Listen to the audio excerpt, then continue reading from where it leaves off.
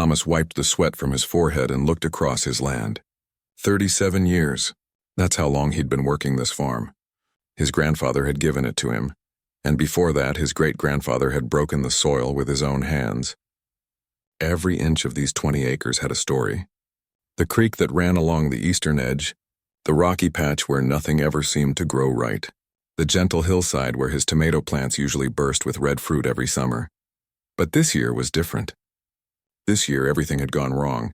It started back in April. Thomas had planted early, hoping to get ahead of the season. Then one night, frost came rolling through like an unwelcome guest. By morning his young seedlings were black and dead. He replanted. Cost him money he didn't really have, but farmers don't give up. That's not how it works. Then the rain stopped coming. Day after day he'd wake up hoping to see clouds. Nothing. Just that burning sun turning his fields into cracked earth. His corn stalks grew tall and thin, then turned brown before the ears could fill out. The soybeans barely made it past his ankles. He tried irrigating with the old pump by the creek, but it broke down, and the repair cost more than he could scrape together. Just when he thought it couldn't get worse, the locusts came. He'd heard about them on the radio, how they were moving through the county, but he hoped they'd pass him by. They didn't. For 3 days the air buzzed with them. They ate what little was left growing in his fields. When they finally moved on, Thomas stood in the middle of his land and felt something he'd never felt before. Defeat. November came cold and bitter. Thomas sat at his kitchen table on a Wednesday evening, staring at the last loaf of bread he'd baked 3 days ago. It sat there on a wooden cutting board his wife had used before she passed. Next to it was a jar of strawberry preserves she'd made that last summer before the cancer took her. He'd been saving that jar for 2 years, couldn't bring himself to open it. Somehow it felt like opening it meant really saying goodbye. In his wallet he had $17. $17 and a farm that was slipping through his fingers like water. The letters from the bank were stacked on the counter. He didn't need to open the latest one to know what it said. Past due, final notice. Foreclosure proceedings. Words that felt like punches. This farm was all he had. It was his history, his family, his identity. What was he without it? He'd already sold his good tractor. The old one he kept barely started anymore. His truck had 200,000 miles on it and burned oil. His boots had holes in them. He wore the same 3 shirts in rotation, washed them in the sink to save on electric. He'd stopped turning on the heat except in the morning when his bones ached too much to ignore. Tomorrow he'd have to drive into town and do something he swore he'd never do. He'd have to ask his cousin for work. His cousin who'd left farming 20 years ago and never looked back. His cousin who'd told him, "That farm will kill you just like it killed Dad." Maybe he'd been right all along. Thomas picked up a knife and was about to cut himself a slice of bread when he heard it. A knock on the door. He wasn't expecting anyone. Neighbors didn't visit much anymore. He'd pulled away from people over the years, too proud to let them see him struggling, too ashamed to admit he was failing at the one thing his family had always been good at. The knock came again, softer this time. Almost hesitant, Thomas got up and walked to the door. Through the window he could see a figure standing on his porch, an old man thin as a rail, wearing a coat that looked like it had been through a war. The sleeves were held together with duct tape. The man was shivering. Thomas opened the door. The cold November air hit him immediately. "I'm real sorry to bother you, sir," the old man said. His voice was rough like sandpaper. "I've been walking since this morning. I was wondering if you might have anything to spare.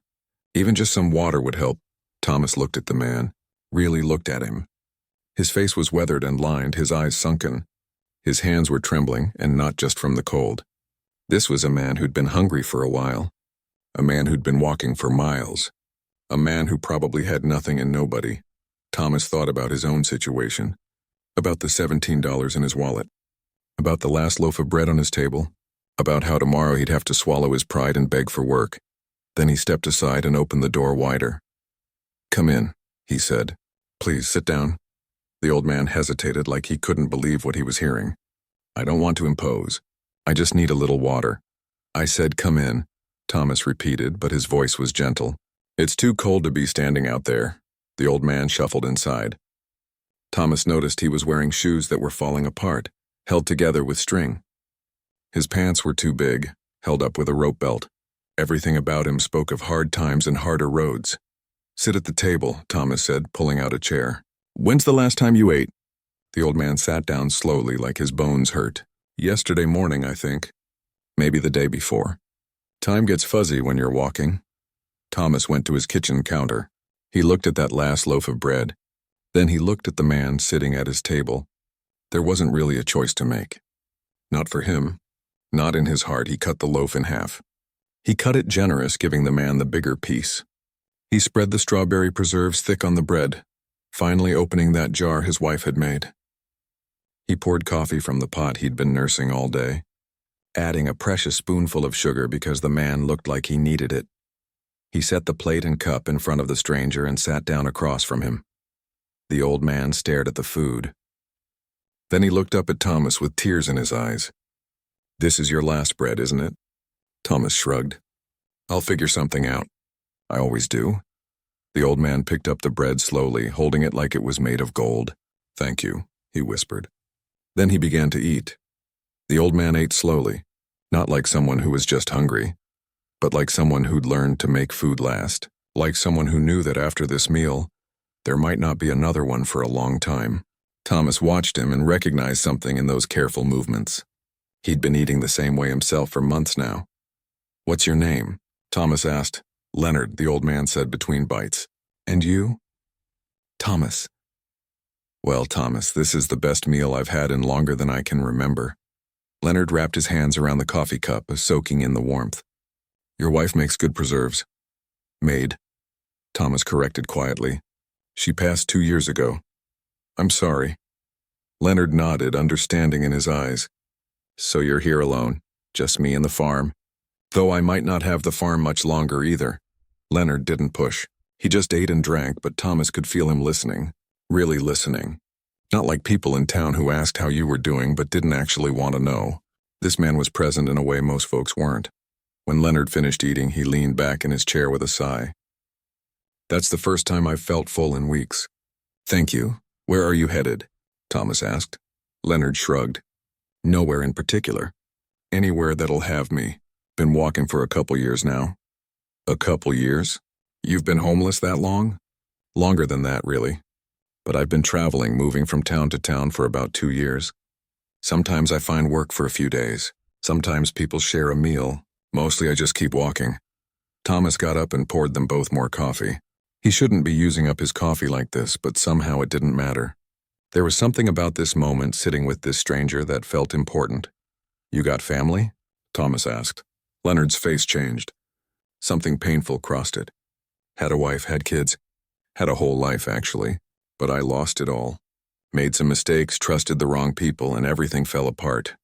My wife left. My kids stopped talking to me. Can't blame them, really. Everyone makes mistakes. Some mistakes cost more than others. Leonard looked around the kitchen. You're not doing so well yourself, are you? Thomas wanted to lie. Pride is a powerful thing. It had kept him from asking for help, from admitting to anyone just how bad things had gotten. But sitting here with this man who'd lost everything, who'd been walking for years with nothing but the clothes on his back, Thomas found he couldn't lie. This year destroyed me, he admitted. Frost killed my first planting. Then drought. Then locusts. I've got nothing left. The bank's taking the farm. Tomorrow I have to go beg my cousin for a job. That's why you gave me half your last bread. It wasn't a question. You needed it. So do you, Thomas. You're hungry too. I can see it. They sat in silence for a moment. The old kitchen clock ticked on the wall. Outside, the wind picked up, rattling the windows. Why did you let me in? Leonard asked suddenly. Most people don't. I've knocked on hundreds of doors in the past 2 years. Maybe more. People look at me through their windows and pretend they're not home. Or they crack the door open just enough to tell me to move along. Some call the police. Some threaten me. You're only the third person who's actually invited me inside. Thomas thought about it. I don't know. Seemed like the right thing to do. You were cold and hungry. I had a door and food. Didn't seem complicated. Leonard shook his head slowly. It's complicated for most people. They see someone like me and they get scared. Or they judge. They think I must have done something wrong to end up like this. And maybe I did. Maybe we all do something wrong somewhere. But that doesn't mean we stop being human. No, Thomas agreed. It doesn't. You shared your last bread with me, Leonard said, his voice thick with emotion. Do you understand what that means? You're facing losing everything and you still gave half of what you had to a stranger. Most people wouldn't do that when they have plenty. You did it when you have nothing. Thomas felt uncomfortable with the praise. Anyone would have done the same. No, Thomas. They wouldn't. That's what I've learned in 2 years of walking. Most people won't. And that's not because they're bad people. They're scared. They're worried about themselves. They've got their own problems. But you, even with your own problems, you saw another human being who needed help and you helped. That's rare. Thomas didn't know what to say to that. He'd just done what felt right. Leonard reached into his tattered coat. The coat was so worn out that Thomas wondered how it provided any warmth at all. From an inside pocket, Leonard pulled out an old leather wallet. It was worn smooth, the leather cracked and faded. He opened it carefully and took out a business card. The card looked like it had been carried for years, creased and bent. He placed it on the table between them. Thomas picked it up. The card was for an agricultural supply company, Midwest Ag Solutions. There was a name on it, Leonard's name. Under it said president and owner. Thomas looked from the card to Leonard, confused. I don't understand. 20 years ago, Leonard began, his voice steady but sad. I owned that company. It was the second largest agricultural supply business in the Midwest. We had warehouses in 6 states, 300 employees. I had money, Thomas. More money than I knew what to do with. Big house, nice cars, country club membership. The whole picture of success. What happened? I got greedy. Made some investments that turned bad. Trusted a business partner who was cooking the books. By the time I figured out what was happening, it was too late. The company collapsed. We lost everything. The house, the cars, the retirement accounts. All of it gone in less than a year. Leonard paused, looking down at his rough hands. My wife couldn't handle it. She'd married a successful businessman, and suddenly she was married to a broke failure. She left and took the kids. My children were ashamed of me. My son told me I'd embarrassed the family. My daughter stopped answering my calls. I ended up on the streets with nothing. That's terrible, Thomas said. It was my own fault. I made bad choices. But living on the streets teaches you things. It teaches you who people really are. It teaches you that kindness is rarer than gold. And it teaches you that the poorest person can sometimes be the richest in the ways that actually matter. Thomas was still confused about why Leonard was showing him this old business card. Why are you telling me this? Leonard looked at him with clear, direct eyes. Because a month ago my older brother died. We hadn't spoken in 15 years. He thought I was a disgrace to the family. But he never married, never had kids. And in his will, he left everything to me. His business, his properties, his investments. The lawyers have been trying to find me for weeks. Thomas felt his heart start to beat faster. They found you? They found me last week. I've been traveling through this county deciding what to do with it all. Trying to figure out if the world is full of people who deserve another chance, or if kindness is really dead. The kitchen suddenly felt very small and very quiet. Thomas sat frozen in his chair, the old business card still in his hand. He wasn't sure he'd heard right. Your brother left you everything? Leonard nodded slowly. Everything. His farm equipment business, 3 rental properties, investments worth more than I lost 20 years ago. The lawyers couldn't believe it either. They've been handling his estate, trying to track me down. Finally found me at a shelter in the next county. So you're not homeless anymore. Technically, no. But I haven't changed anything yet. Haven't touched the money. Haven't moved into any of the properties. I told the lawyers I needed time to think. Leonard looked around the simple kitchen at the worn table, the old appliances. I've been walking through these rural counties for the past week, knocking on doors, seeing how people react to someone like me. Someone who looks like they have nothing. Thomas felt something twist in his stomach. You've been testing people. Not testing, observing, learning. When you have money, people treat you one way. When you have nothing, you see who people really are. Leonard's voice wasn't bitter, just matter of fact. I knocked on 43 doors before yours. Thomas, 43. You're the first person who invited me in, fed me, and treated me like a human being rather than a problem to be solved or a threat to be avoided. 43. Thomas repeated quietly. He thought about all those closed doors. All those people who had enough but wouldn't share. And here he was with almost nothing, and he'd shared without thinking twice. I went to nice houses, Leonard continued. Houses with 2-car garages and landscaped yards. Houses where people clearly had plenty. You know what they did? They looked at me through their Ring doorbells and didn't even open the door. Some told me to leave through the intercom. One man threatened to call the police. Another woman threw $5 at me and told me to go to town. Thomas poured them both more coffee, his hands shaking slightly. That's wrong, is it? I used to be that person, Thomas. Before I lost everything, I would have done the same thing. I would have seen someone like me as a nuisance. An interruption to my comfortable life. Maybe I would have donated to a charity and felt good about myself, but I wouldn't have opened my door. I wouldn't have shared my food. I wouldn't have sat down and talked to them like they mattered. But you know better now. I know different now. I know that the people with the least often give the most. I know that poverty doesn't make people generous, but it can make them compassionate. Because when you've been hungry, when you've been cold, when you've been desperate, you recognize it in others. The wind howled outside. Thomas thought about his own struggles this year. The shame he'd felt, the isolation, how he'd pulled away from people because he didn't want them to see his failure. So what are you going to do? Thomas asked. With all that money, all those properties? Leonard was quiet for a long moment. He turned his coffee cup in his hands, watching the liquid swirl. That's what I've been trying to figure out. My brother built that business from nothing. He was smart, ruthless sometimes, but he was good at what he did. He left me instructions with his lawyer. Not legal requirements, just suggestions. He said I should use his money to do something worthwhile.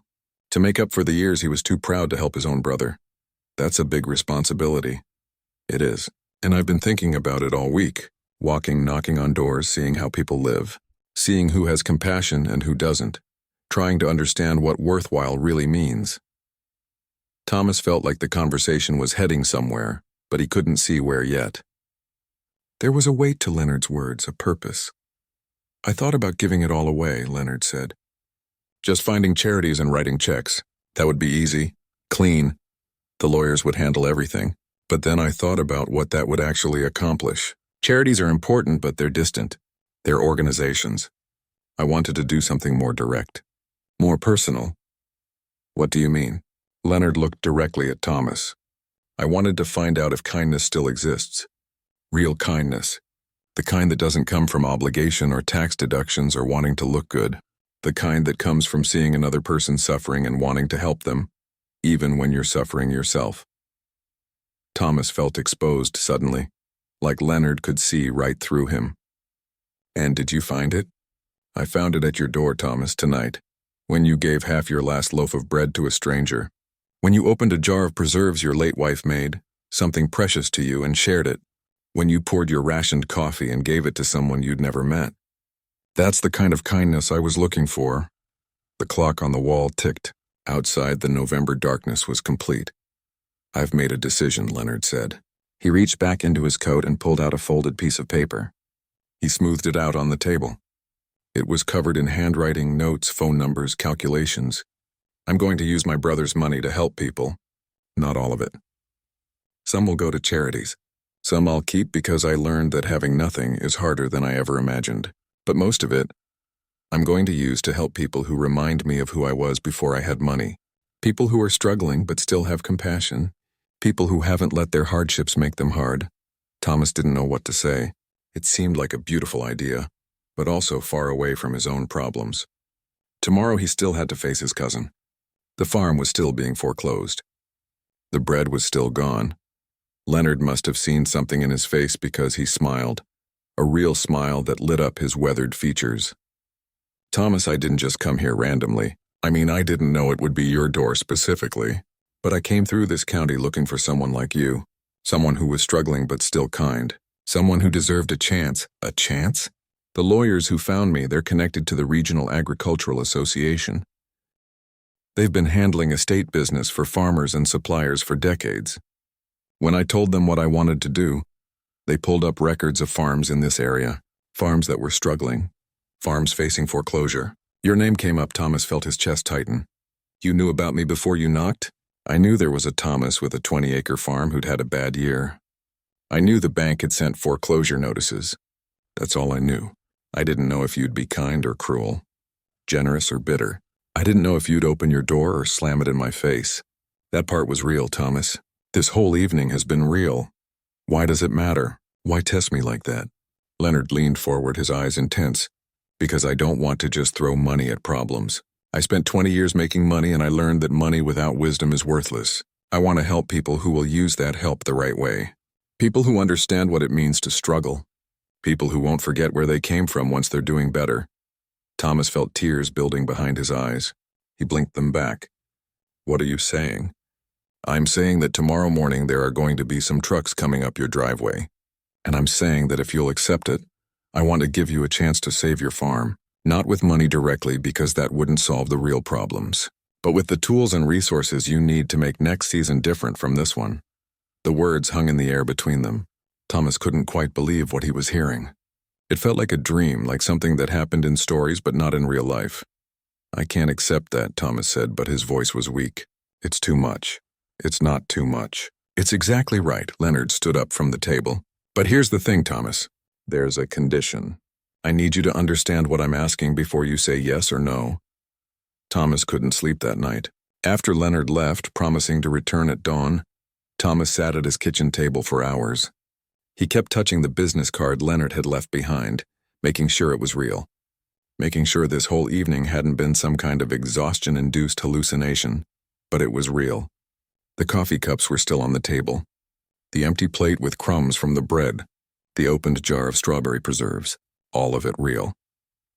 Around 3 a.m, Thomas finally went to bed, but he just stared at the ceiling. His mind kept racing through everything Leonard had said. The condition. There was always a condition, wasn't there? Nothing in life came free, but Leonard's condition hadn't been what Thomas expected. No contract to sign. No percentage of future profits. No debt to repay. Just one simple request. 10 years from now, when you're successful again, and you will be, you find someone struggling like you were tonight, and you share what you have. Pass it forward. That's all I ask. 10 years seemed like forever, but it also seemed like nothing compared to losing the farm, compared to giving up his grandfather's legacy, compared to admitting defeat. As the first light of dawn crept through his bedroom window, Thomas heard them. Trucks. Multiple trucks. Their engines rumbling up his dirt driveway. He jumped out of bed and pulled on his jeans and boots. His hands were shaking as he rushed to the front door. When he opened it, he couldn't believe what he saw. 3 commercial trucks were parked in his yard.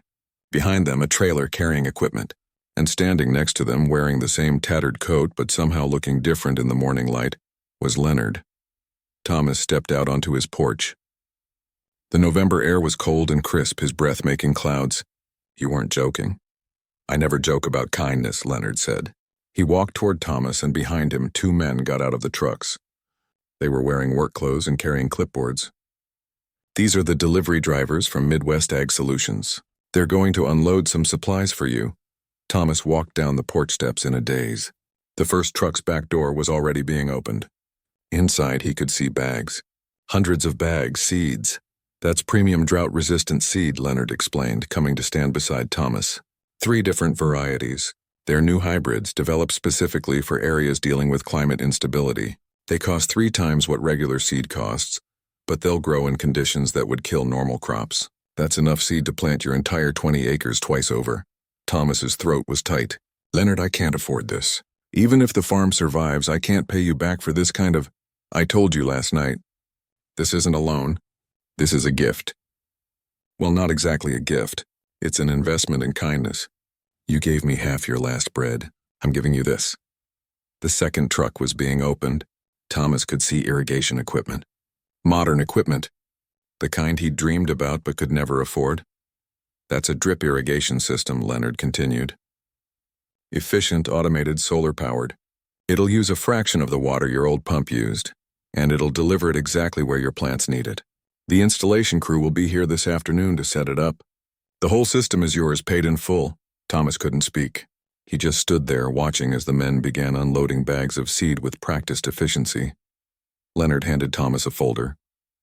In here, you'll find information about each seed variety, planting instructions, contact information for agricultural extension agents who specialize in these crops, and one more thing. He pulled out another document, official-looking with a bank's letterhead. I spoke to your bank yesterday afternoon. Well, my lawyers did. My brother's equipment business had a relationship with them. They've agreed to co-sign your farm loan under the business's guarantee. That means your foreclosure proceedings are suspended. You have 18 months with no payments due. That gives you time to plant, grow, harvest, and sell your crops before you have to start paying again. And with these seeds and this equipment, you should have a very different harvest than this year. Thomas took the document with trembling hands. He scanned it, not quite believing what he was reading. 18 months. 18 months of breathing room. 18 months to save his grandfather's farm. Why? The word came out as barely a whisper. Why would you do all this? Leonard was quiet for a moment, watching the delivery men work. Then he said, because 20 years ago when I lost everything, no one helped me. No one reached out. My friends disappeared. My family turned their backs. I ended up on the streets because no one gave me a chance to recover. I learned what it feels like to be invisible, to knock on door after door and be turned away. He turned to look at Thomas directly. But last night you saw me. You didn't see a homeless man or a problem or a threat. You saw another human being who was cold and hungry, and you shared what you had, even though you were in crisis yourself. Even though that bread was your last food, you shared it anyway. Anyone would have— No, Leonard interrupted firmly. We've been through this. Most people wouldn't. I knocked on 43 doors before yours, Thomas, 43. You were the only one who invited me in, the only one who treated me with dignity, the only one who saw past my appearance to my humanity. The men had finished unloading the first truck and were starting on the second. Bags of seed were stacked neatly under Thomas's equipment shed. More bags than he'd ever seen at one time. There's something else, Leonard said. He reached into his coat and pulled out a simple envelope. This is a letter. I want you to keep it somewhere safe. Don't open it unless you absolutely need to. It has my contact information and a promise. If things go wrong, if next season fails despite everything, if you need help again, you call me. This isn't a one-time thing, Thomas. I'm invested in your success. Thomas took the envelope with shaking hands. I don't know what to say. You don't have to say anything. Just make next season count. Use these resources well. Save your farm. Honor your grandfather's legacy. Leonard paused, then added, and in 10 years, when you're successful and secure, remember this moment. Remember what it felt like to be struggling, and find someone else who needs help. Pass it forward. I will, Thomas said, and he meant it with every fiber of his being. I promise I will. The men finished unloading all 3 trucks. The yard was full of supplies. Seed, irrigation equipment, fertilizer, even some new hand tools. Thomas felt overwhelmed just looking at it all. Leonard shook Thomas's hand. His grip was firm despite his thin frame. The installation crew will be here at 2 this afternoon to set up the irrigation system. They'll show you how to use it. And here. He handed Thomas another business card, this one new and crisp. This is the contact for an agricultural consultant. She's excellent. She specializes in helping small farms maximize their yield. I've paid for a year of her services. She'll call you next week to set up a schedule. Thomas looked at the card, then at Leonard, then at all the supplies in his yard. He felt tears running down his face and didn't bother to wipe them away. You've given me my life back. No, Leonard said gently. You did that yourself last night. When you chose kindness over self-preservation. When you shared your last bread with a stranger. You showed me that good people still exist. People who deserve chances. I'm just making sure you get yours. The trucks started up, their engines rumbling. Leonard walked toward an old sedan parked behind them. Thomas noticed for the first time that Leonard was still wearing those same worn-out shoes, that same tattered coat. Leonard, Thomas called out. Are you going to be okay? I mean, you inherited all that money, but you're still— Leonard smiled. Still dressed like a homeless man? Yes, I've got some decisions to make about how I want to live. But don't worry about me, Thomas. I've learned how to survive. And now I'm learning how to help others do more than just survive. That's enough for me. He got in the car. Before he drove away, he rolled down the window. One more thing. Don't tell people about this. Not the whole story. People knowing you got help might make them respect you less. Might make them think you didn't earn your success. Let them think it was all you. Let them think the turnaround was your hard work and good luck. Because from here on out, it will be your hard work. These supplies just give you a fighting chance. Then he was gone, the old sedan kicking up dust as it headed down the driveway. Thomas stood in his yard, surrounded by more resources than he'd had in years, and felt something he hadn't felt in a long time. Hope. 10 years passed. Thomas stood in the same spot in his yard where he'd watched Leonard drive away that November morning. But everything else was different now. The old equipment shed had been expanded and painted. New fencing ran along the property lines. His fields stretched out green and healthy, ready for harvest. Where there had once been 20 struggling acres, there were now 40 thriving ones. The drought-resistant seeds had saved him that first year. Despite another dry summer, his crops had grown strong and tall. The irrigation system had worked perfectly, delivering water exactly where it was needed without waste. When harvest time came, Thomas had more yield per acre than he'd ever had in his life. He'd paid back the bank within 3 years. Not 18 months like they'd given him, but 3 years. He'd wanted to do it faster, but the agricultural consultant Leonard had hired taught him to be smart about it. Reinvest in the soil, she'd said. Build for the long term, not just the quick win. So that's what he'd done. He'd taken his profits and put them back into the farm. Better equipment, better techniques. He'd bought the adjacent 10 acres when his neighbor retired, then another 10 when they came up for sale. He'd hired 2 part-time workers who'd become full-time as the farm grew. Good people who needed steady work. Thomas reached into his wallet and pulled out Leonard's business card. He'd carried it every single day for 10 years. It was worn now, soft at the edges, but still readable. He'd never called the number. Never opened the emergency envelope Leonard had given him. He hadn't needed to, but he'd thought about Leonard every single day. Every time he planted seeds. Every time he turned on the irrigation system. Every time he deposited money at the bank that had almost foreclosed on him. He thought about the old man in the tattered coat who'd knocked on his door and changed everything. Today marked exactly 10 years since that November evening. Thomas had been tracking it, waiting for this day. Not because Leonard had demanded anything, but because Thomas had made a promise. He got in his truck, the new one he'd bought 2 years ago, and drove into the city. Not the small town nearby, but the actual city 60 miles away. The place where the homeless shelter was. Thomas had called ahead. They were expecting him. When he walked into the shelter's common room, the director met him with a handshake. "Mr. Thomas?" We spoke on the phone. "I'm David, the director here. Thanks for meeting with me." "Of course. You said you wanted to sponsor our meal program?" "More than that," Thomas said. He handed David an envelope. Inside was a check. A substantial check. Enough to fund the shelter's meal program for 6 months. "This is just the start. I want to set up a monthly donation, and I want to volunteer every week if you'll have me." David looked at the check and his eyes widened. "This is incredibly generous. Are you sure?" "I'm sure, but there's something else." Thomas looked around the common room. There were about 20 people there, some sitting, some standing. All of them looked tired. Some looked defeated. They reminded him of Leonard. "I want to spend time here, not just serving food, sitting with people, listening to them, treating them like they matter." And that's what he did. Every Saturday for the rest of that year, Thomas drove to the city and spent the day at the shelter.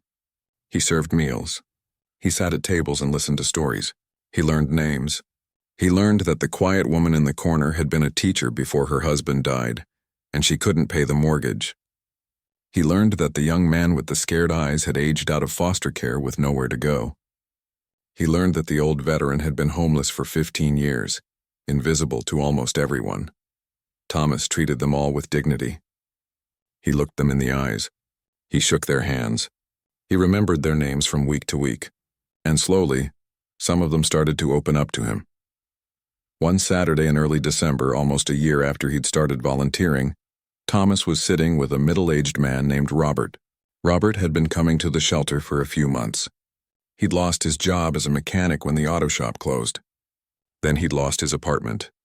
Then his car broke down and he couldn't afford to fix it, which was ironic since he was a mechanic. "I used to be good at what I did," Robert said quietly, stirring his soup but not eating it. "Had my own bay at the shop. Customers asked for me specifically, but none of that matters now." Thomas listened, really listened, the way Leonard had listened to him. "Do you still want to be a mechanic?" Thomas asked. Robert shrugged. "Doesn't matter what I want. Can't get a job without an address. Can't get an address without a job. Can't afford tools. Can't afford anything." Thomas thought about his farm, about his 2 workers. About how his old tractor had been acting up lately, how his truck needed regular maintenance, how he'd been thinking about hiring someone part-time to help with equipment repairs. "What if I told you I might have something for you?" Robert looked up, suspicion in his eyes. He'd probably heard a lot of empty promises. "I run a farm about 60 miles from here.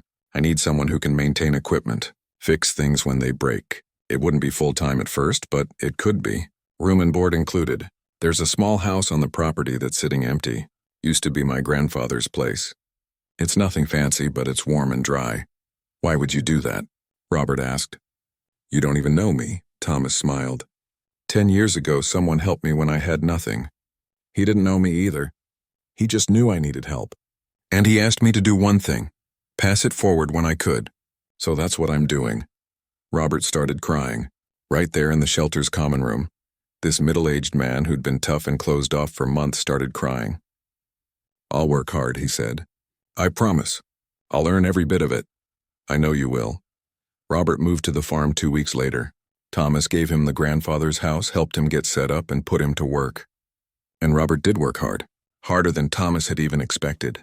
Within 3 months, every piece of equipment on the farm was running better than it had in years. Robert's pride started coming back. His shoulders straightened. He smiled more, but Thomas didn't stop there. He kept volunteering at the shelter, kept listening to stories, kept looking for people who just needed a chance. He met a young woman named Beth who'd been homeless since aging out of foster care. She was smart, had finished high school despite everything, but had nowhere to go and no money for college. Thomas connected her with a scholarship program. He wrote a recommendation letter for her. He checked in with her every month to make sure she was doing okay. She got into community college, then transferred to a university. She called Thomas the day she graduated. He met an older man who'd been a carpenter before arthritis made it impossible to work. Thomas couldn't fix arthritis, but he could help with other things. He connected the man with disability services he didn't know existed, helped him fill out paperwork. The man got into supportive housing, started doing consulting work, teaching younger carpenters his skills even though he couldn't swing a hammer anymore. Story after story, person after person. Thomas didn't help everyone. He couldn't. The problems were too big, too numerous. But he helped some, and some was better than none. 5 years after he'd started volunteering, Thomas was back in his truck driving home from the city. It had been 15 years since that November evening when Leonard knocked on his door. Thomas was 62 now. His hair was mostly gray. His hands were still calloused, but now from choice rather than desperation. The farm was successful. More than successful. He'd just finished paying off the 40 acres completely. No debt, no mortgage, free and clear. As he drove, his phone rang. It was a number he didn't recognize. "Hello? Is this Thomas?" The voice was old, tired, but somehow familiar. "Yes. Who's this?" "It's Leonard." Thomas almost drove off the road. He pulled over to the shoulder, his heart racing. "Leonard? After all these years? I know. I'm sorry I didn't stay in touch. That was intentional. I wanted you to make your success your own, without feeling like you owed me anything or had to report to me. Where are you? Are you okay?" Leonard laughed, a warm sound. "I'm okay. Better than okay, actually. I used my brother's money to help a lot of people over the years. You weren't the only one, though you were the first. I've been living simply, trying to make up for the years I wasted being wealthy and selfish. But I'm calling because someone told me about you, about me, about a farmer who volunteers at a homeless shelter every week, who's helped dozens of people get back on their feet, who treats everyone with dignity and kindness. I heard the stories and I thought, I wonder if that could be my Thomas. So I tracked down your number. Was I right?" Thomas felt tears in his eyes. "You told me to pass it forward. I'm trying. I don't know if I'm doing it right, but I'm trying. You're doing it exactly right." Leonard's voice was thick with emotion. "You kept your promise.